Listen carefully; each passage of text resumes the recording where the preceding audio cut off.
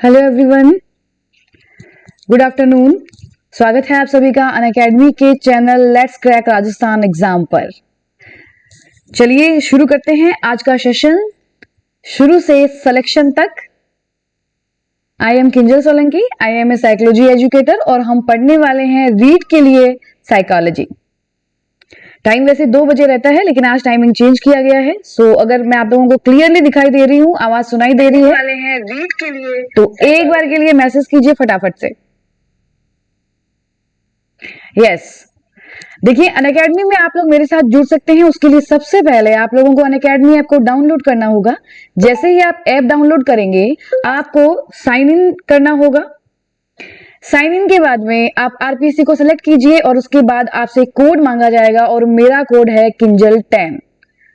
आप मेरे कोड को यूज कर सकते हैं। मेरा कोड है KINJAL किंजल 10। किंजल 10 यूज करते ही आप मुझसे कनेक्ट हो जाएंगे अनअकैडमी पर। देखिए अनअकैडमी के ऊपर आपको बहुत सारे फीचर्स एक साथ मिलने वाले हैं, जिसमें है डेली लाइव क्लासेस, डेली आपके लाइव टेस्ट चलेंगे, आपके क्विज चलेंगे, आपके स्ट्रक्चर्ड कोर्सेज है, आपका अनलिमिटेड एक्सेस है। ये सब कुछ मिलेगा आपको अनअकैडमी के प्लेटफॉर्म पर। फ्री और प्लस क्लास, 2 तरह की क्लासें होती है। दोनों में डिफरेंस सिर्फ इतना सा है कि फ्री क्लास के अंदर आपको सिलेबस, टेस्ट, पीडीएफ, आपको जितने भी डाउट्स है वो आपके एजुकेटर के द्वारा सॉल्व किए जाएंगे, बट ये कंप्लीट नहीं होगा।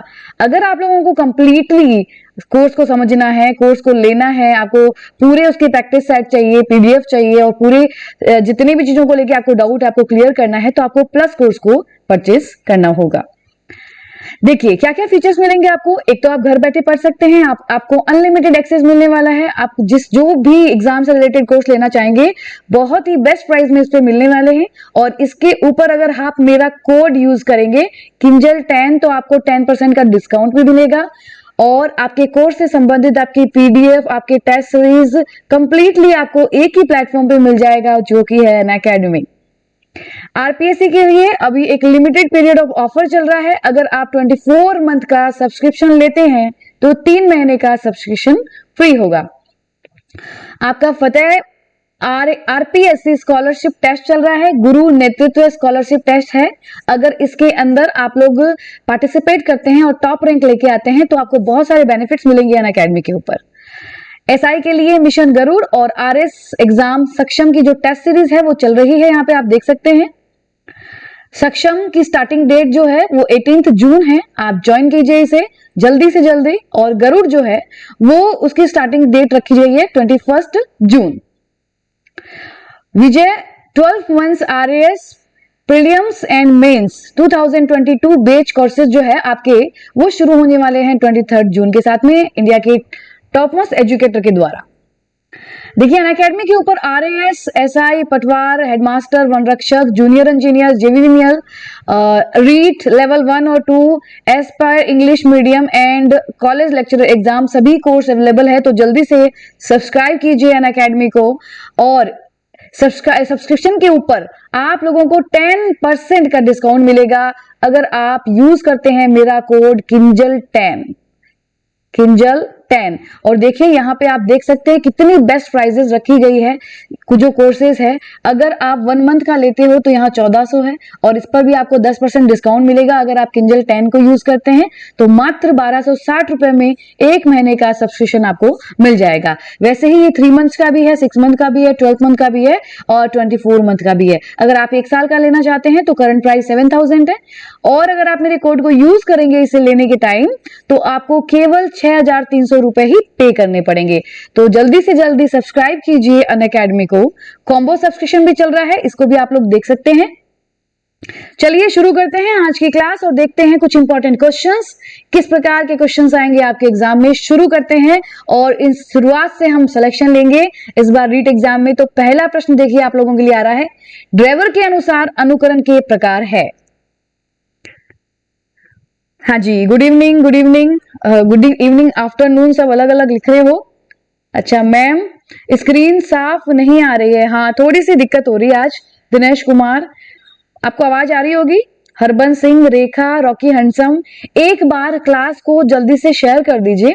और जिन बच्चों को नहीं पता है कि आज टाइमिंग 12 बजे कर दी गई थी, वैसे मैंने इन्फॉर्म किया था आप लोगों को, फिर भी जल्दी से क्लास को शेयर कर दीजिए, ये सेशन बहुत इंपॉर्टेंट है, बहुत इंपॉर्टेंट क्वेश्चंस करवाने वाली हूं आप लोगों को। तो चलिए तैयार हो जाइए, देखते हैं आप लोगों की तैयारी कैसी चल रही है। यस,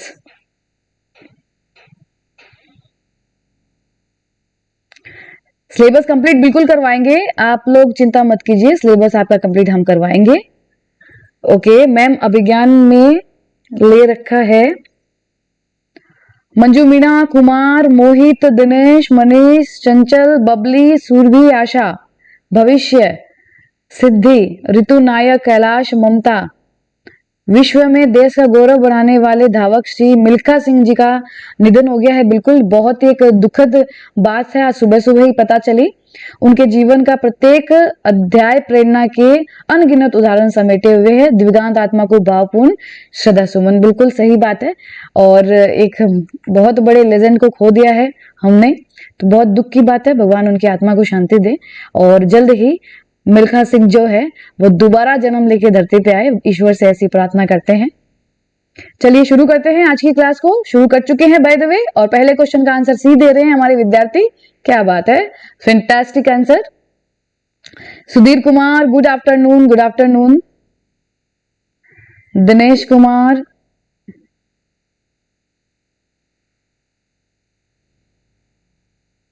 ओके, हाँ जी, सभी का सी आ रहा है। देखो, ड्राइवर के अनुसार अनुकरण के जो प्रकार बताए गए हैं, डेफिनेटली वो दो बताए गए थे। एक तो अचेतन अनुकरण, दूसरा था आपका चेतन अनुकरण, राइट। तो उपयुक्त सभी यानी दोनों जो है वो आपका उत्तर हो जाएगा। तो थर्ड नंबर आंसर जो है आपका राइट है। अचेतन अनुकरण जो भाई आपको पता ही नहीं चलता है, अचेतन अवस्था के अंदर आप अनुकरण कर लेते हो, वो अचेतन होगा। और चेतन मतलब जिसे आप जानबूझ के करते हो, जिसमें आपकी इच्छा होती है, जिसमें आपका उद्देश्य निश्चित होता है, वो अनुकरण कहलाएगा चेतन। तो दो प्रकार के बताए थे, इसलिए उपयुक्त दोनों। अब आप देखिए, जो ये एक क्वेश्चन है, इसको किस तरीके से आपसे अलग अलग पूछा जा सकता है। हम तीनों पैटर्न को देखते हैं। अब देखिए, आप बताइए, विचार तर्क के बिना दूसरे के व्यवहार का अनजाने में अनुकरण करना डैश अनुकरण कहलाता है। ए चेतन अनुकरण, बी अचेतन अनुकरण, सी बाह्य अनुकरण, और डी आंतरिक अनुकरण। तो जल्दी से जवाब दीजिए, क्या होगा आप लोगों का सही जवाब। क्लास जल्दी कैसे? एक्चुअली ये वाईटी फेस्टिवल चलता है, तो ये 2 बजे तक ही चलने वाला है, इसी वजह से क्लास को पहले कर दिया। अदरवाइज टाइम हमारा वही रहेगा, और हमारा फाइनल टाइमिंग ट्यूसडे से हमारी प्रॉपर क्लासें लगनी शुरू हो जाएगी। टाइमिंग क्या रहेगा वो आपको मैं एक वीडियो बना के डाल दूंगी, आप लोग देख लीजिएगा, और कंटिन्यू वही टाइम रखेंगे, क्योंकि दोपहर में आप लोगों के लिए सुटेबल है। हाँ, लेकिन सैटरडे के दिन हमारी क्लास का टाइमिंग चेंज रहेगा, तो ये आप सभी ध्यान रखिएगा। ओके, आज बहुत सारे बच्चों को तो पता ही नहीं है ये टाइमिंग है। वैसे मैंने कहा था कल आप लोगों को, सो आई डोंट नो कि कितने बच्चे जानते हैं, कितने नहीं जानते हैं। वीर आर्मी, जय हिंद किंजल मैम, बिल्कुल सेशन को थोड़ा सा शेयर कीजिए, क्योंकि बच्चे जुड़ नहीं पाए हैं अभी तक हमारे साथ में। ओके, उत्तर बी दे रहे हो आप लोग। देखिए, विचार तर्क के बिना व्यवहार का अनजाने में अनुकरण। देखो, कभी कभी क्या होता है कि हम अनुकरण कर भी लेते हैं और हमें पता नहीं चलता है। इस अनुकरण को क्या कहोगे आप? अचेतन अनुकरण कहोगे। अब आप कहोगे ऐसा कैसे होता है? देखो, जब हम किसी चीज को सोचते विचारते नहीं है, बस आपने सिर्फ देखा और अनजाने में बस वो आपके अनकॉन्शियस माइंड में आ गया और आपने उसका अनुकरण कर लिया। आप लोग देखते होंगे, हम बहुत सारी मूवी देख के आते हैं, उसमें हीरो हीरोइंस के अपने अपने स्टाइल होते हैं, तो उन स्टाइल्स को वो बहुत जल्दी कॉपी कर लेते हैं और हमें पता भी नहीं होता। हम टारगेट नहीं करते हैं कि हम ये सीख के ही आ रहे हैं। बहुत सारी चीजों को आप बोल देते हो, आपने सुना और आपने कह दिया, तो ये अनुकरण आपने जानबूझ के नहीं किया है, बल्कि अनजाने में हो जाता है। भाई मीम्स चलते हैं बहुत सारे, आप चलते हैं ना आप लोगों के, और आप लोग जो मूवीज देखते हो, डायलॉग आते हैं, तो आप सीख के नहीं आए, आपने सोचा नहीं था मैं इसे याद करूंगा। घर आके ऐसे ही आप लोग बातें कर रहे हो और आप उसी शब्दों का प्रयोग कर रहे हो जो आपने सुना था। तो ये अचेतन अनुकरण है। बहुत सारे स्टाइल आप कॉपी कर लेते हो, आपको पता नहीं चलता है, हालांकि आप कोई उद्देश्य से नहीं बैठे थे कि हमें ये अनुकरण करना है। ये कहलाएगा अचेतन अनुकरण। नेक्स्ट क्वेश्चन देखिए, चेतन अनुकरण से तात्पर्य किसे कहोगे आप? ए जानबूझकर सप्रयास किया जाता है, बी इच्छा व रुचि में इसमें निहित होती है, सी सोच विचार तर्क के साथ किया जाता है। उपयुक्त सभी उत्तर बताओ। रॉकी हैंडसम, मैम आप उदास क्यों है? मोनिका चौधरी कह रही है। उदास तो नहीं हूं, ऐसी बात तो नहीं है, बस वो थोड़ा सा सेटअप ठीक नहीं है, शायद इसी का रिफ्लेक्शन देख रहे हो आप, ऐसी कोई बात नहीं है। और दूसरे हमारे जो स्टूडेंट है वो नहीं जुड़े हैं, बस इसीलिए हो जाती हूँ, आप लोगों से ठीक से कनेक्शन नहीं बैठ पाता ना, तो बस उसी का रिएक्शन है और कोई बात नहीं है। तो जल्दी से सेशन को शेयर करके लाइव बढ़ाओ, मैडम अपने आप खुश हो जाएगी। ओके, जो भी स्टूडेंट चल रहे हैं एक बार क्लास को लाइक कीजिए एंड जल्दी से इसको शेयर कीजिए।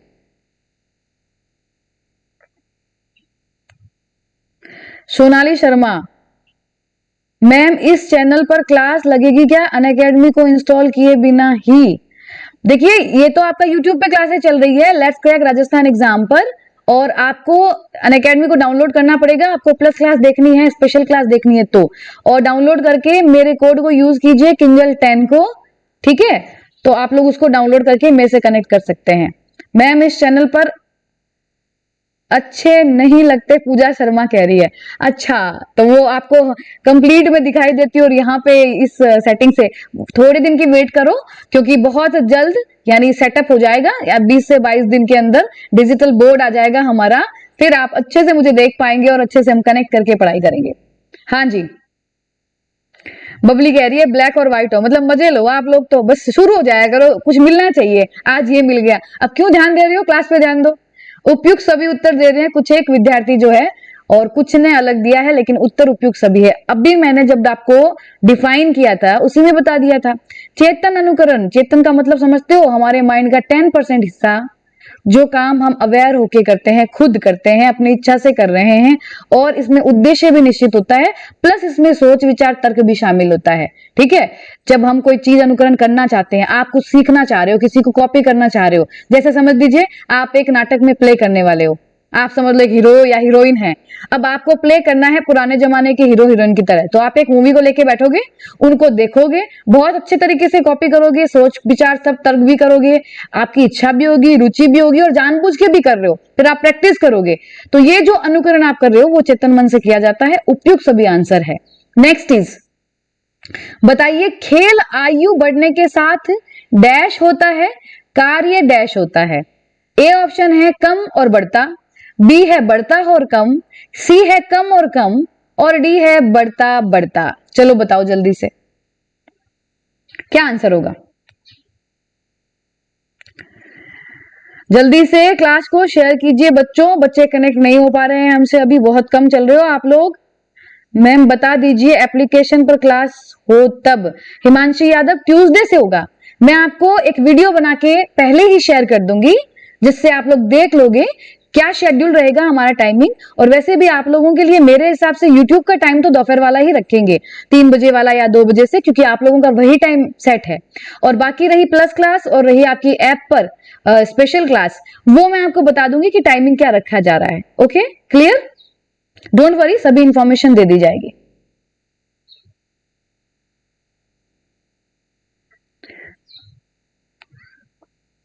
गारंटी बैच चल रहे हैं आरएस के, बिल्कुल। देखो अनअकैडमी के ऊपर आप लोग देख सकते हैं जितने भी कोर्सेज है, आप बस खरीदिए, इतने कम प्राइस में आप किसी भी प्लेटफॉर्म पे चले जाओ आपको मिलेगा नहीं। दूसरी बात, आपके बेस्ट एजुकेटर आपको यहाँ पे पढ़ा रहे हैं, तो आप अगर कोई भी एग्जाम का प्रिपरेशन कर रहे हैं तो बिल्कुल आप परचेज कीजिए, और आप एक बार पढ़ के देखिए कितना अच्छा वहां पे पढ़ाया जा रहा है, और इतने कम प्राइस में आपको सब फैसिलिटी अवेलेबल है। और जब भी आप कोर्स परचेज करें मेरे कोड को यूज करना ना भूले, जो है किंजल 10। हाँ जी, उत्तर ए दे रहे हैं सभी। Kalavati Soni, ma'am RPSC option नहीं मिला अनअकैडमी पर, मिल जाएगा, आप ध्यान से देखो, मिलेगा। हाँ जी मैम, तीसरा प्रश्न दोबारा बताओ खोलकर, कुमार कह रहे हैं। ओके कुमार, ये था क्वेश्चन कि चेतन अनुकरण किसे कहोगे। भाई उसमें तीनों चीजें शामिल है, जानबूझकर भी करते हैं आप, इच्छा और रुचि भी होती है, सोच विचार और तर्क भी होता है, उसे आप चेतन अनुकरण कहोगे। और ये था हमारा 4 नंबर क्वेश्चन जो अभी चल रहा है। ओके, और बताइए कैसे हो आप सभी। हाँ, पीडीएफ के लिए किंजल लर्निंग टेलीग्राम को ज्वाइन कर सकते हैं, ठीक है। किशन सिंह, मैम आज आप काले लग रहे हो, कोई बात नहीं, रंग से क्या फर्क पड़ता है, मैं गोरी लग रही हूँ, मैं काली लग रही हूँ, पढ़ लो, क्वेश्चन दिख रहे हैं ना, मेरी आवाज आ रही है, बस इतना बहुत है, आप लोग कनेक्ट हो हमसे, इतना बहुत है, बाकी सबको चलने दो, कोई फर्क नहीं पड़ता इनसे। चेते में किया हुआ काम ही चेतन मन है मैम, बिल्कुल सही कह रहे हो। चेते में जो हम करते हैं ना वही चेतन मन है, और 10% ये सोचो, बाकी हमारा जो खुरापाती दिमाग है, जो इतना बड़ा माइंड है, 90% उसका यूज ही नहीं करते हैं, है ना।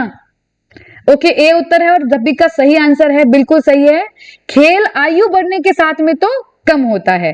भैया आप बताओ कितने लोग हो जो बचपन में इतना खेलते थे और अब कितना खेलते हो। हम बैडमिंटन खेलते थे, क्रिकेट खेलते थे, गिल्ली डंडा खेलते थे, आप लोग कंचे खेलते थे, और बहुत सारे गेम थे, है ना। बाहर हम लोग लुका छुपी खेलते थे, पकड़म पकड़ाई खेलते थे। तो बताइए वो गेम जैसे जैसे उम्र बढ़ रही है वैसे वैसे कम नहीं हो गई क्या? बिल्कुल होने हैं। क्यों? क्योंकि कार्य बढ़ गए हैं, सीधी सी बात है। हमारे कार्य बढ़ गए, अब काम बढ़ते चले जा रहे हैं, तो गेम तो कम होंगे ही। पहले काम क्या था? कोई काम नहीं, मम्मी सारे काम कर देती थी, स्कूल जाते थे, स्कूल से वापस आते थे और सीधा बैग रखा और बाहर हमारा ग्रुप, हमारी टोली और हमारे गेम। लेकिन खेल आयु के साथ धीरे धीरे कम हो जाते हैं, लेकिन खेल को बनाए रखना चाहिए। देखो कार्य तो बढ़ेंगे, लाइफ में रिस्पॉन्सिबिलिटी आ जाती है, कार्य भी बढ़ जाएंगे, लेकिन कोशिश कीजिए, खेल को जारी रखिए। जीवन में खेल का अपना एक महत्व है, और समय निकाल के अगर जो व्यक्ति आज भी खेलते हैं उनका मानसिक स्वास्थ्य, शारीरिक स्वास्थ्य बहुत अच्छा रहता है। नेक्स्ट देखो, खेल से केवल डैश को लाभ होता है, कार्य से डैश को लाभ होता है, बताइए। ए खेलने वाले और दूसरों को, बी है दूसरे लोगों को और खेलने वाले को, सी है खेलने वाले को और डी है दूसरे लोगों को। चलो बताओ इसका आंसर। इस प्रकार के अप्लाइड क्वेश्चंस भी आ सकते हैं, सो देखते रहिए क्वेश्चंस को और आंसर कीजिए। कृष्णु मैम, मैंने 3 भाई बहनों को शेयर किया है लेकिन अभी आए नहीं है, मनु, लकी और सुबी को। अच्छा ये बात है क्या? एक्चुअली आज टाइम नहीं पता ना, टाइम चेंज कर दिया, हालांकि मैंने बताया था आपको। मैम क्या थ्योरी के मैंने तो रजिस्टर लाया हुआ हूं नया निकाल लेने के लिए। अच्छा ऐसा क्या? चिंता मत कीजिए, आपको बिल्कुल भी आपको सभी चीजें करवाई जाएगी। दिलीप सिंह ए, सुमन ए, क्यार सेनी ए, मनु, रॉकी हैंडसम, मनु आगे भाई, मनु नमस्कार ए, रॉकी हैंडसम, मंजू, प्रिया, कृष्णु, ठीक है, सभी का उत्तर दे रहे हो आप सभी ए। तो चलिए ए को लॉक कर ही देते हैं, आप लोगों को सही आंसर पता है। खेल से केवल खेलने वाले का लाभ होता है। भाई आप खेलोगे, मेंटली आप खुश रहोगे, आपको अच्छा लगेगा, तो आपका मानसिक विकास भी अच्छा होगा, और दूसरा आप शारीरिक रूप से स्वस्थ रहेंगे, क्योंकि खेल भी एक प्रकार का व्यायाम ही है, तो आपको फायदा मिलेगा इससे। एक प्रकार से सर्वांगीण विकास होता है खेल के मैदान के अंदर में, तो जो बेनिफिट है वो आपको मिलेंगे। कार्य करने से फायदा लोगों को भी मिलेगा। समझो आप घर का काम कर रहे हो, तो वो बेनिफिट आप अकेले को तो नहीं मिलेगा, आपके माता पिता को भी मिलेगा, परिवार वालों को भी मिलेगा, ऑफिस में जो कर्मचारी है उनको भी मिलेगा। ठीक है, तो यहां पर आंसर क्या हो जाएगा? ए हो जाएगा। अगला बताओ, खेल का मानसिक महत्व क्या होता है? ध्यान से समझो, एक ही क्वेश्चन को कितने प्रकार से देखो पूछा जा सकता है एग्जाम में। खेल का मानसिक महत्व बताओ। ए भाषा का विकास, बी मानसिक संतुलन का विकास, सी नव विचार दशा का ज्ञान, और डी उपयुक्त सभी। बताइए।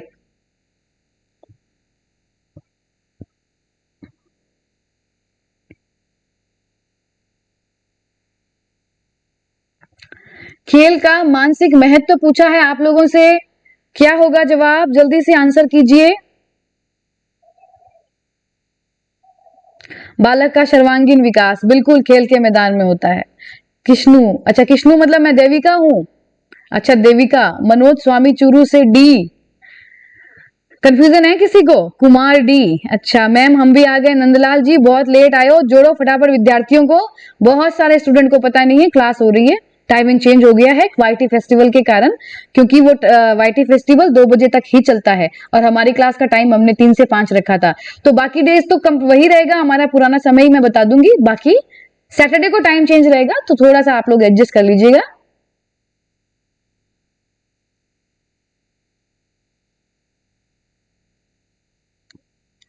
हाँ जी, जय मेघवाल डी।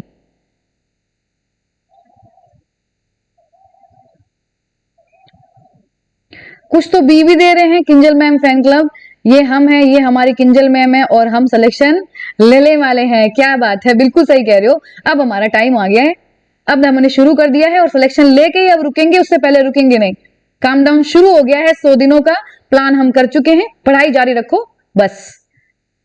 मैम कल भी क्लास होगी क्या? नहीं, कल क्लास नहीं होगी, कल ऑफ रहेगा, परसों भी ऑफ रहेगा अनअकैडमी पर, और उसके बाद ट्यूसडे से जो है वो हमारी क्लासों का शेड्यूल सेट हो जाएगा। उससे पहले आपको वीडियो डाल दिया जाएगा, मेरा एक शॉर्ट डाल दिया जाएगा, वो आप चेक कर लेना, उससे आप बिल्कुल भी दूर मत रहना, अब तरीके से पढ़ना है हम लोगों को। हाँ जी, डी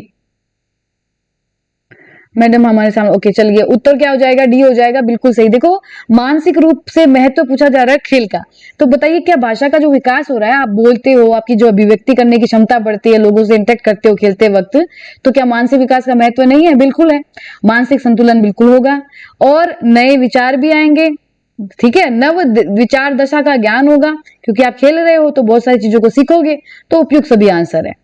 नेक्स्ट, सामूहिकता की प्रवृत्ति की प्रबलता डैश की विशेषता होती है? शिशुकाल की, बाल्यकाल की, किशोरावस्था की, प्रौढ़ावस्था की? बताओ। भूपेंद्र कुमार मैडम हमारे बताया सही है, बिल्कुल, क्या बात है। मैडम के लिए जल्दी से जल्दी बोर्ड की व्यवस्था कर दो रे, इधर उधर भागते हैं। अच्छा, ऐसा क्या? सोनू जंगम, यस बिल्कुल, सेटअप घर पे करके दिया जाएगा अनअकैडमी के द्वारा, आप बिल्कुल भी चिंता मत कीजिए, लेकिन थोड़ा समय लगेगा, इतने सारे एजुकेटर होते हैं, अब वहां सबके सेटिंग करवा रहे हैं तो टाइम लगेगा ना, ऐसा नहीं अपना जल्दी से हो जाएगा, तो लाइक थोड़ा सा समय लगेगा। हमारे पास तो अभी है 100 डेज है, 99 डेज है, तो आप चिंता मत करो, कुछ एक दिन हम इसे पढ़ते हैं, फिर डिजिटल बोर्ड आ जाएगा, उस पर पढ़ाई करेंगे। मैम कभी हमारा नाम लिया करो, कृष्णा जोशी नाराज हो रहे हैं। अच्छा, सुरेश कुमार, अमजद खान, बी उत्तर दिया आप लोगों ने, लॉक कर देते हैं आपको बी को, बिल्कुल सही है, बाल्यकाल। सामूहिकता की प्रवृत्ति जिसमें बालक समूह में रहना पसंद करता है, तो बताइए ऐसा कौन सा काल है? क्या शिशु अवस्था में बच्चा ग्रुप में घूमता है? नहीं, किशोर अवस्था में घूमता है, लेकिन बात यह है कि सामूहिकता की प्रवृत्ति कब प्रबल होती है? तो सबसे पहले तो ग्रुप उसी समय बनाएगा, बाल्यावस्था में बच्चों ने ग्रुप बनाना सीखा ही इस समय है, विद्यालय जाता है, वहां पे समूह बनाते हैं, आप आस पड़ोस में भी एक दूसरे से इंटरेक्ट करके ग्रुप बना लेते हो, समूह में रहना ही पसंद होता है, बिना समूह के आपको कोई काम अच्छा नहीं लगता है, आप बहुत इंपॉर्टेंट देते हो अपने समूह को। देखो छोटे बच्चे जो होते हैं ना, स्कूल जाते हैं ना, तब भी एक साथ मिलके जाते हैं, देखा है ना आप लोगों ने, तू भी चल तू भी चल तू भी चल, ऐसे इकट्ठा होके सब स्कूल जाते हैं, छुट्टी होने के बाद घर भी साथ में ही आते हैं, शाम को खेलने जाते हैं तब सबको बुलाते हैं, तो मतलब ग्रुपिंग बहुत वेरी इंपॉर्टेंट है। सामूहिकता की प्रवृत्ति जो प्रबल होती है वो बाल्यकाल में होती है। नेक्स्ट बताइए, डैश के अनुसार सामूहिक खेल व व्यायाम प्राथमिक विद्यालय के पाठ्यक्रम के अभिन्न अंग होने चाहिए, ये बात कौन से मनोवैज्ञानिक ने कही है? कॉल सैनिक, हरलॉक, वैलेंटाइन, वाटसन। और बहुत जरूरी है, जो ये ग्रुप में आप गेम खेलते हो और जो व्यायाम करवाया जाता है, ये डेफिनेटली पाठ्यक्रम के साथ साथ में ये पाठ्यक्रम की पाठ्य सहगामी क्रियाएं जो है वो करवाई जानी चाहिए, ये इसका एक अभिन्न अंग होना चाहिए विद्यालय के अंदर। ये कौन कहते हैं बताइए? कुछ स्टेटमेंट याद किया करो, थोड़े से कम पढ़ते हो स्टेटमेंट आप लोग, तो स्टेटमेंट जरूर पढ़े, एग्जाम में आने की संभावना है। साइकोलॉजी में 30 में 30 लाने हैं, मोहन कुमावत बिल्कुल लाएंगे, चिंता ही मत करो, इस तरीके से तैयारी करोगे तो 100% लाएंगे। कुमार का आंसर ए है, जय मेघवाल ए, प्रिया झुंझुनू ओके, के आर सैनी बी, मोहन, उसके बाद चल रहे हैं इमरान खान ए, सैनी सैनी ए, अजय मीना ए, ठीक है, क्या बात है, मतलब मैंने एक्सपेक्ट नहीं किया था आप लोगों से कि भाई आप लोग स्टेटमेंट आंसर सही दे दोगे, मतलब अब ये मान सकती हूं कि आप लोगों की तैयारी अब पूरी हो चुकी है, अब खाली रिवीजन का टाइम है। और आप लोगों ने कल की क्लास में ध्यान से सुना कि नहीं सुना था? मैंने जो आपको 100 डेज में प्लान बताया था, उस तरीके से अगर चले, कोई भी चीज सुनने में लगती है कि बस यूं ही है, उसको फॉलो किया ना तो हर एक सब्जेक्ट को 2 बार कवर करोगे आप। नेक्स्ट देखिए, किशोर अवस्था की विशेषताएं हैं, ए समाज सेवा भावना, बी ईश्वर व धर्म में विश्वास, सी जीवन दर्शन का निर्माण, और डी उपयुक्त सभी। आंसर करो फटाफट। वंदना, ठीक है, ए, कुमार 4, तुलसी डी। मैम ये स्टेटमेंट कितना भी याद करो कंफ्यूजन होता है। मैम प्रदीप भाई रो रहा है। भाई प्रदीप को क्या हो गया, क्यों रो रहे हो?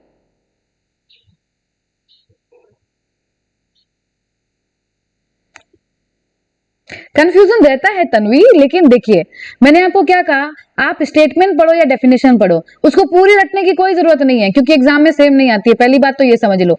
आप लोग ये किया करो, उनके कुछ कीज होते हैं भाई, पूरी लाइन के अंदर 2 ऐसे कीज होंगे जिससे आपको पता चल जाएगा कि ये बातें तो इस मनोवैज्ञानिक ने कही है, और वैसे ही याद किया करो तो याद हो जाएगा। गुड नून रेखा। प्रदीप कुमार मैं भी हूँ क्लास में। प्रदीप आर्या बिल्कुल आप भी हो, दिख गए दिख गए, इसमें रोने की कहाँ जरूरत है। बबली गौतम डी, जिंदगी नहीं आज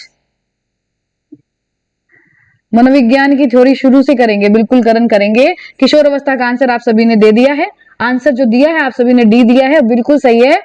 समाज सेवा की भावना, बिल्कुल देखो इस समय बच्चों में, लड़के हो चाहे लड़की, इनमें बड़ी समाज सेवा की भावना आती है। लड़कियां जो होती है ना, इस समय वो अपनी माता की तरह आदर और सम्मान चाहती है।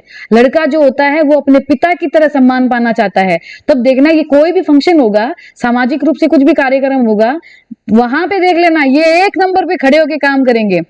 क्यों? क्योंकि उनको वो सम्मान चाहिए होता है। तो सामाजिक सेवा की भावना जो होती है किशोर अवस्था में होती है। ईश्वर व धर्म में विश्वास, देखो ईश्वर धर्म में विश्वास आरंभिक किशोर अवस्था में तो नहीं होता, लेकिन जैसे जैसे बच्चा बड़ा होता है, मैच्योर होता जाता है, तब उसके अंदर विश्वास बनता है। क्योंकि पहले उसको डाउट होता है, भाई ये ईश्वर दिखता तो है नहीं, ये धर्म वाली बातें उन्हें समझ नहीं आती है, तो वो बड़े सख्त सवाल करते हैं, पर फिर कोई रिजल्ट आता नहीं है। और हमारे आसपास का परिवेश वो देखता है, तो हमारे तो एकदम ईश्वर की भक्ति में, भारत आप जान ही सकते हो भारत में कल्चर क्या है, तो वो देखता है कि भाई कितना आस्था कितना विश्वास है। कई बार क्या होता है कि मेरी मम्मी जो होती है वो ऐसे स्वामणी बोल देती है कि भाई मेरा बेटा पास हो जाए, रीट में सिलेक्शन ले ले, मैं तो स्वामणी करूंगी, है ना। और होता क्या, सिलेक्शन हो जाता है। तो कई बार ऐसी चीजों के उदाहरण बच्चे नोटिस करते हैं और देखता है ईश्वर एक बल है तो सही, ऐसे ही थोड़ी बुजुर्ग और मान रहे हैं, धीरे धीरे उनको विश्वास होने लग जाता है। आप लोगों में से कितनों ने स्वामणी बोल रखी है, पहले ये बताओ मुझे। हाँ, आप लोगों ने भी बोला है क्या कि रीट में सिलेक्शन होता ही हम तो स्वामणी करेंगे, बोलते हो ना आप लोग, या और कुछ कर रखा है? कोई माता के, किसी बाबा के, कोई सलासर बाबा के, कोई खाटू श्याम जी के, है ना, करते हो ना आप लोग? ओके, चलो तो कोई बात नहीं, अपने ईश्वर है, बिल्कुल है, इस शक्ति पे हमेशा भरोसा करना चाहिए। तो पढ़ाई तो करते रहो, ये आपको बोलने तो बोल दो, कोई दिक्कत नहीं है, लेकिन पढ़ाई जारी रखना, ठीक है। खाली बोलने से सिलेक्शन नहीं होगा। जीवन दर्शन का निर्माण, यहाँ पे बच्चे देखो अपनी वैल्यूज के अनुसार अपने जीवन के दर्शन बनाते हैं, लेकिन केवल परिपक्व हुए हैं, लेकिन जो विवेक आना होता है वो बहुत सही प्रकार से नहीं आता है। अब विवेक नहीं आ पाता है तो यहाँ पे आप समझिए कि बच्चा ठीक से अपने डिफाइन नहीं कर पाएगा लाइफ को कि मैं कैसे जीऊं।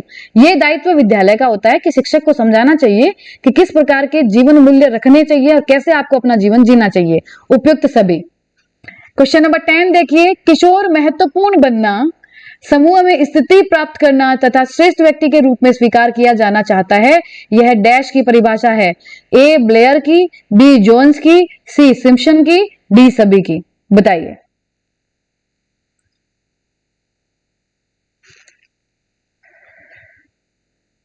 मैंने तो अपनी मेहनत पर विश्वास है तो ना बोलिया। अच्छा कोई बात नहीं, भगवान तो देख रहे हैं ना, बोलने की वैसे जरूरत नहीं है, भगवान ऊपर से आप लोगों को देख रहे हैं कितनी मेहनत कर रहे हो, जितनी मेहनत की है उतना रिजल्ट मिल जाएगा।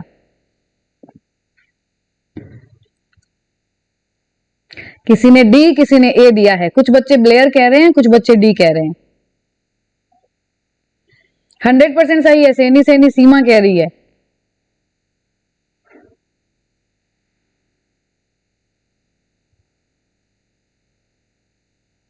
ओके, मैंने तो बोल रखी है मैम, देखो सोनू जंगम ने बोल रखी है, मैंने कहा था ना करते हो ये सब काम। और एक छोटा सा इंसिडेंट बताती हूँ। जब मैं छोटी थी तो मैं तो बहुत मेरी एजुकेशन जो है वो बंगाल में हुई थी पहले। 10th वहां पे बोर्ड को लेकर बड़ा ही ऐसे हवा रहता है। तो मैं तो क्लास 6 में थी, तभी मैंने बोर्ड एग्जाम के लिए बोल दिया था कि जब तक मैं 10th क्लास पास नहीं करूंगी तब तक मैं गुलाब जामुन नहीं खाऊंगी। तो 4 साल मैंने नहीं खाया था। क्यों? सिर्फ बोर्ड एग्जाम के लिए। सोचो कितना भय रहता है एग्जाम्स को लेके बच्चों को। तो ये काम मैंने भी किए हैं।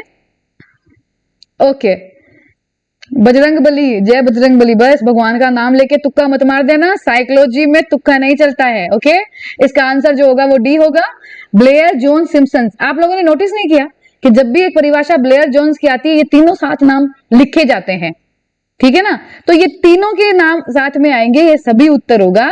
तो जो विद्यार्थी सिर्फ ब्लेयर लिखे हैं तो उनको ध्यान रखना चाहिए नाम साथ में थे।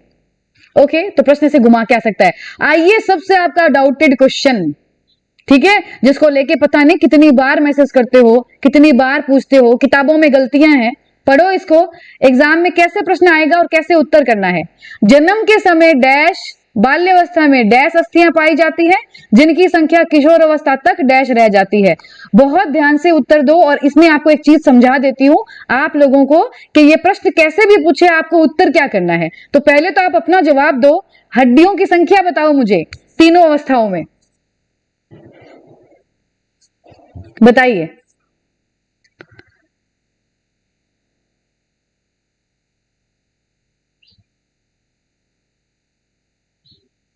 हाँ जी, अरमान, हाँ जी बिल्कुल है, आप देख सकते हैं। प्रिया झुंझुनू 11 का बी उत्तर दे रहे हो। कुमार गलत चले गए हो, 11 का बी उत्तर नहीं होगा।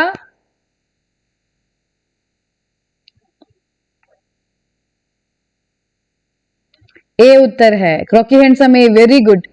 प्रिया झुंझुनू बी, बी गलत है। आरती शर्मा ए, वेरी गुड, सही है।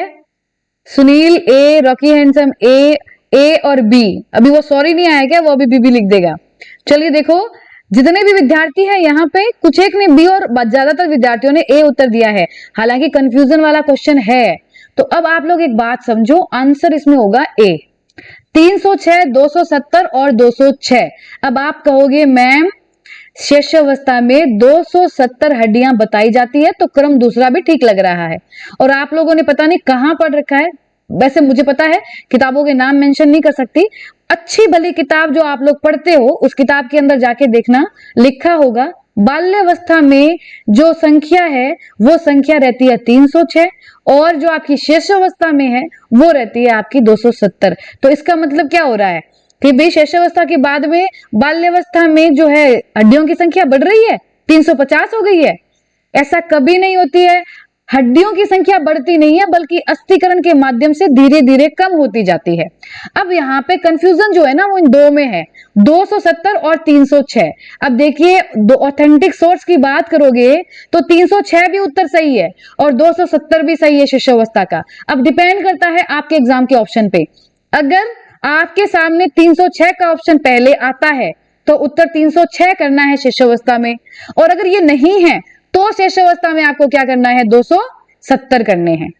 ठीक है, अब यहां पे 306 है इसलिए सबसे पहले जन्म के समय 306 ही रखेंगे। ये दोनों ही सही है। अब ये डिपेंड करता है कि एग्जाम जो आरपीएससी है वो उत्तर किसको मान ले। ये ऑथेंटिक है, दोनों के दोनों ही एक अच्छी किताबों के अंदर सोर्स में दिए हुए हैं।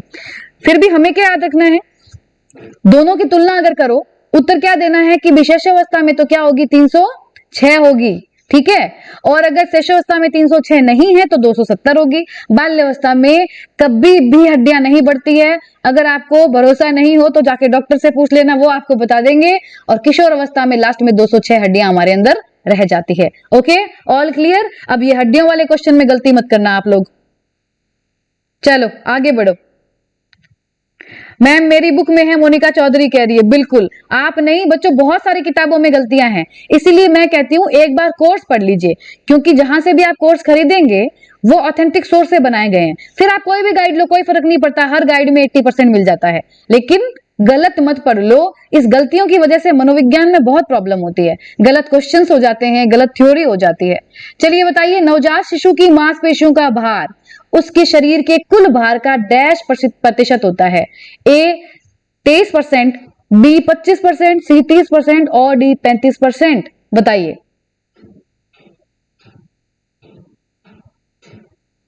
रणथंभौर का टाइगर कह रहा है मैम भूत आ गया।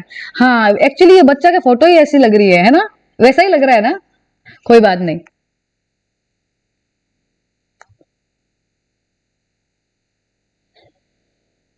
ओके आंसर करो फटाफट। बी उत्तर दे रहे हैं 25%, सैनी सैनी सीमा, जय मेघवाल बी 25%, कुछ दे रहे हैं ए। मतलब इस क्वेश्चन में गलती, मतलब कैसे कर सकते हो आप लोग, इसमें तो कोई डाउट ही नहीं है, हर किताबों में सही है, फिर कैसे गलती कर रहे हो आप लोग। कुमार कह रहे हैं 25%, कैसे होगा कुमार 25%, सेकंड क्वेश्चन गलत कर रहे हो आप। भविष्य मुद्गल बी दे रही है, रेखा बी, रेखा जैन डी, मतलब ये तो लीक से ही बाहर 35, बताओ। अरे ऐसे उत्तर मत दिया करो, फिर मुझे चिंता हो जाती है आप लोगों की, ये ऐसे कैसे जवाब दे रहे हो। इन क्वेश्चन में गलती कर रहा है तो मेरे को ये बताओ कैसे कंपीट करोगे अपने कंपटीशन से, वो तो ऐसी गलतियां बिल्कुल नहीं कर पाने वाले हैं। इसीलिए कहती हूँ क्वेश्चन इजी भी सॉल्व किया करो, पर पीछे पड़े रहते हो सिर्फ हार्ड क्वेश्चन मैम, लेवल बढ़ा दो मैम। अब इस क्वेश्चन का क्वेश्चन आप लोग जवाब गलत जवाब दे रहे हो, रितु नायक, ठीक है। अब सुनो ध्यान से, आप लोगों ने उत्तर दिया है 25%, गलत है, ठीक है 25% नहीं होता है। अब सुनिए, बात की जा रही है नवजात शिशु की मांसपेशियों का भार उसके शरीर के कुल भार का कितना प्रतिशत है, मतलब ये बात शेषावस्था के लिए की जा रही है। किसके लिए, शेषावस्था के बारे में, नवजात शिशु उसी के अंदर आएगा, शेषावस्था चाहे मेंशन मत करो। तो उसका जो आपका मांसपेशियों का भार होता है वो सारे अपने शरीर के भार से कितने गुना, कितना प्रतिशत होता है, 23%। कितना होता है, 23%। अब आपसे पूछे कि भाई बाल्यावस्था में कितना होता है, तो क्या उत्तर करोगे, बाल्यावस्था में 27%। ओके, और अगर आपको पूछे कि किशोर अवस्था में कितना होता है, तो आपका आंसर होगा 44 से 45%, ये होगा उत्तर। तो तीनों के तीनों देख लेना आप, 23% शेषावस्था, बाल्यावस्था में 27 और किशोर अवस्था में 44 से लेके 45 ये आ सकती है सीधी, तो वो क्या आएगा आपका किशोर अवस्था में। तो ये है मांसपेशियों का भार तीनों अवस्थाओं का। क्लियर, तो जितने भी स्टूडेंट है सही कर लें, किशोर अवस्था में 45 और शेषावस्था में 25% पढ़ा था। कुमार वो गलत है, 23% एकदम सही आंसर है, आपने जहां भी 25 पढ़ा है वो सही नहीं है। नेक्स्ट देखो, वस्तु व वातावरण को सही व पूर्ण रूप से जानना व समझना डैश अधिगम कहलाता है, विभेद अधिगम, संप्रत्य अधिगम, नियम अधिगम, शाब्दिक अधिगम, बताओ। हाँ जी बताओ क्या होगा उत्तर, जल्दी से आंसर करो।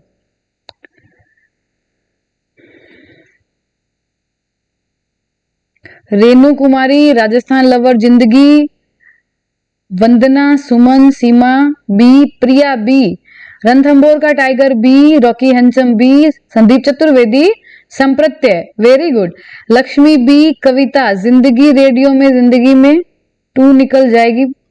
बाल्यावस्था में हड्डियों की संख्या सर्वाधिक होती है, मैंने पढ़ी है, गलत पढ़ा है बच्चों, बिल्कुल गलत पढ़ा है, जहां भी पढ़ा मैं तो कह ही रही हूं इसमें गलतियां हैं। बाल्यावस्था में कभी भी आपकी हड्डियां नहीं बढ़ती है। 100 दीपों का शहर बी, लक्ष्मी बी, सभी का बी है, वीर आर्मी बी, ओके चलिए सभी का आंसर बी है, तो चलो लॉक कर देते हैं। मंजू, दिल, लक्ष्मी, ललिता, हेमराज, चलो सभी का बी है और बिल्कुल सही। संप्रत्यय अधिगम, रॉबर्ट गेने का नाम याद आ ही गया होगा। गेने महोदय ने अधिगम के सोपान में 8 प्रकार के सोपान बताए आप लोगों को, किसमें, अधिगम की शर्तें इनकी पुस्तक है उसके अंदर में, इसी में हमने पढ़ा था एक संप्रत्यय अधिगम। संप्रत्यय अधिगम का मतलब भी होता है कोई भी घटना, कोई भी वस्तु को पूर्ण तरीके से जानना और समझना, उसके लिए आप क्या करते हो, एक कंसेप्ट बना लेते हो चीजों को समझने के लिए, ठीक है। इसमें वर्गीकरण, विभेदीकरण, सामान्यीकरण सभी का सभी शामिल होता है, ये कहलाता है आपका संप्रत्यय अधिगम। नेक्स्ट क्वेश्चन, सामान्य विशेषताओं का स्थानांतरण डैश है तथा विशिष्ट योग्यताओं का डैश है, बताओ। ए होता और कोमा लगा के नहीं होता, बी देखो नहीं होता और होता, सी देखो होता है एंड डी नहीं होता है, बताओ क्या जवाब होगा, जल्दी से आंसर करो।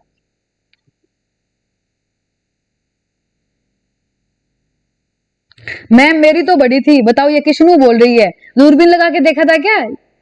जो मेरी तो बड़ी थी। और तुम्हारी स्पेशल चाइल्ड हो तुम, तुम्हारी बढ़ सकती है। मैम मैं ऑनलाइन साइकोलॉजी करवाना चाहता हूँ, किसी भी प्लेटफॉर्म पर नोट्स मेरे कंसेप्ट मेरा।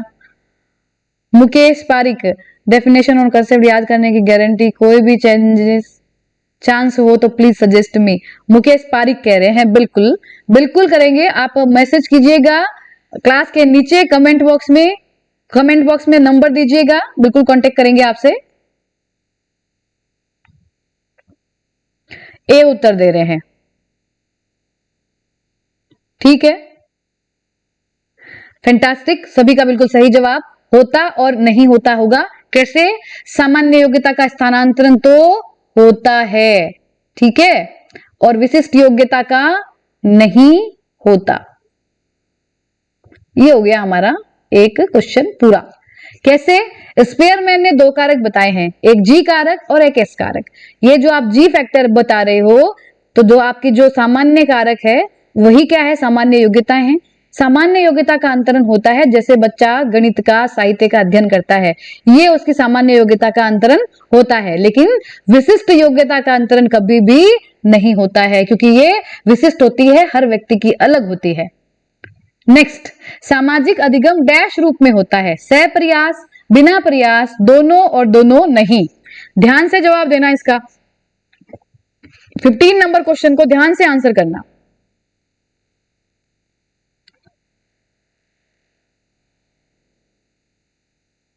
ईशु बन्ना कह रही है I want to purchase course on Unacademy. Okay Ishu बन्ना, आप बिल्कुल परचेज कर सकते हैं। अनअकैडमी ऐप को डाउनलोड कीजिए, वहां पे आपको किंजल 10 मेरा कोड है वो यूज करना होगा और आप कोर्स परचेज कर सकते हैं, बिल्कुल ठीक है। ए उत्तर दे रहे हो, चलो किसी ने 2 दिया है। आपका वीडियो क्लियर नहीं है। सत्येंद्र कह रहे हैं आज आज की बात है, इसकी सेटिंग को ठीक कर दिया जाएगा कल, सिर्फ थोड़ी सी प्रॉब्लम है आज, सो आज थोड़ा सा एडजस्ट कीजिए। और हम वैसे आवाज तो मेरी आ ही पा रही होगी आप लोगों के पास, वीडियो कल ठीक कर लेंगे, नेक्स्ट क्लास में दिक्कत नहीं आएगी।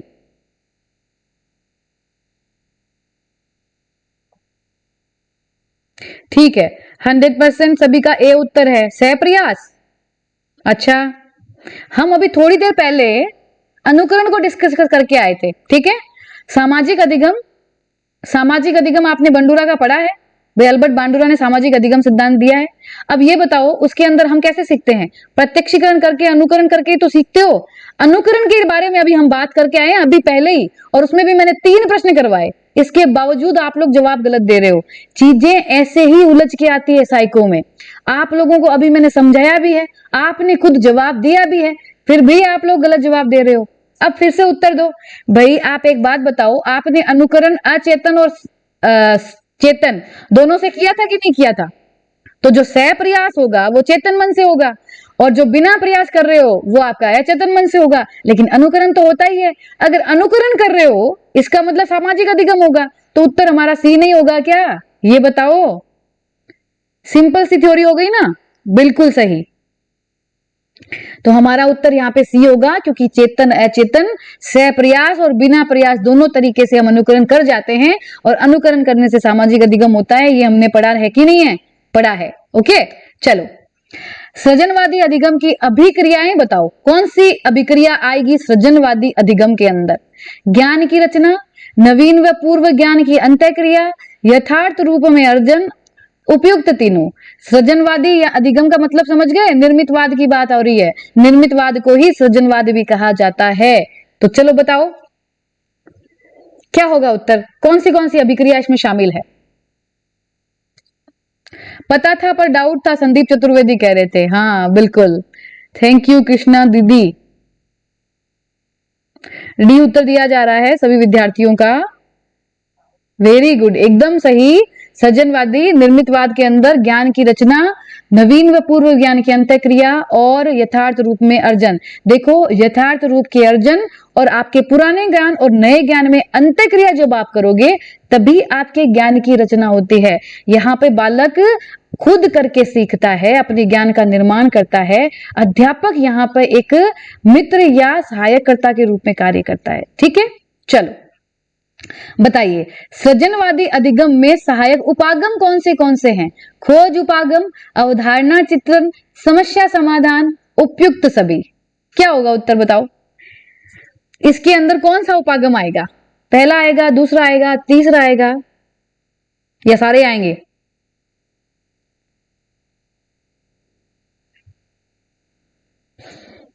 ओके, 17 का डी दे रहे हो, सुमन कुमारी 18 का 4, ठीक है, कुमार डी, के आर सैनी डी, जय मेघवाल डी। अपना टाइम आएगा। मेहरा आज लेट हो गया। मेहरा लेट नहीं हुए हो, मेहरा बहुत लेट हो गए हो। 17 नंबर क्वेश्चन चल रहा है।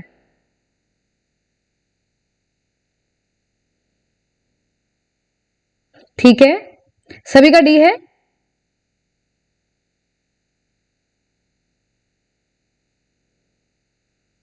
ओके, वीर आर्मी डी, सभी का ठीक है। दिल भी ठीक है। बीकानेर से कोई है जो डी है?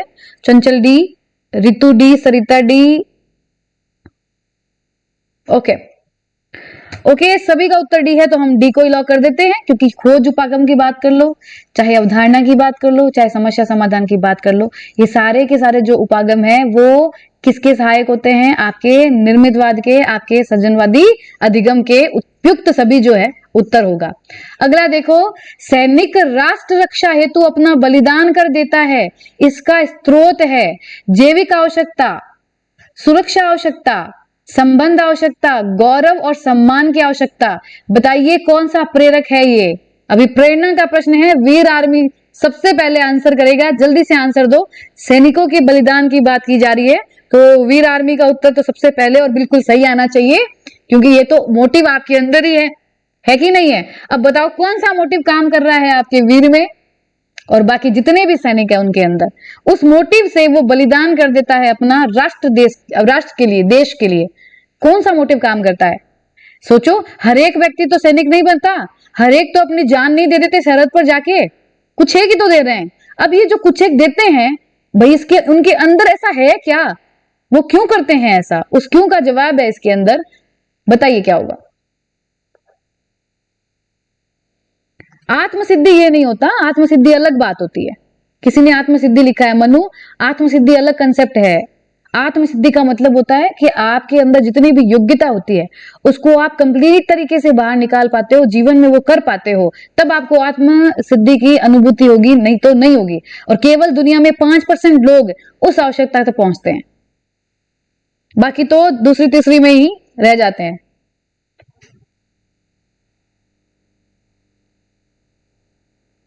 ओके, आप लोगों का जो आंसर आ रहा है वो आ रहा है कौन सा? डी।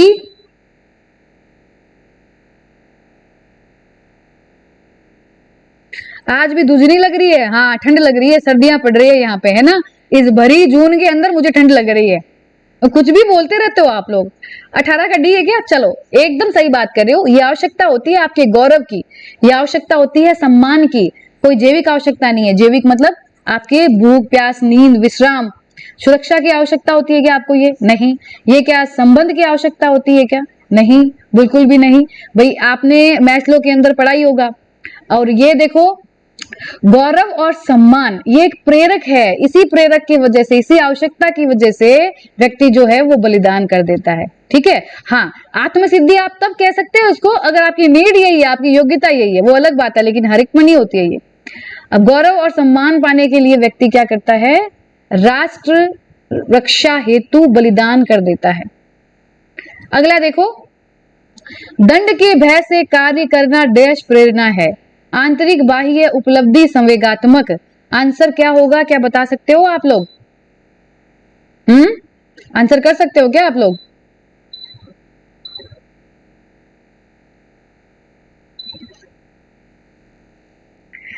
आंतरिक बाह्य उपलब्धि संवेगात्मक कौन सी प्रेरणा है ये?